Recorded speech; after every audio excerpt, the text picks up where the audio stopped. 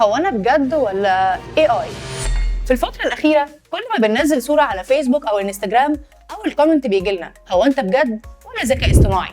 وده لأننا بقينا بنشوف صور الناس عادية جدا مع نجوم هوليوود، ده غير صورهم على الجبل وصورهم على البحر، وفي حين إن آخر مرة ممكن يكونوا صيفوا فيها كان مصيف عائلي في بلطيم في 2006.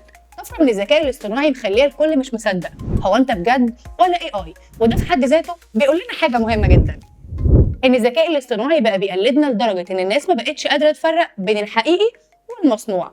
بس ده ما بقاش طبيعي ولا مقبول ابدا، لاننا بدانا نصدق النسخ المصنوعه اكتر من النسخ الحقيقيه، بقينا نحس ان ملامحنا مش طبيعيه وان صورتنا من غير فلتر برضه مش كفايه، والناس بقت تكره شكلها الحقيقي اللي اتخلقت بيه. بس بصراحه الاي اي جامد وكل حاجه، بس الحقيقي دايما اقوى، وفي النهايه استخدم الذكاء الاصطناعي وما تخليهوش يستخدمك.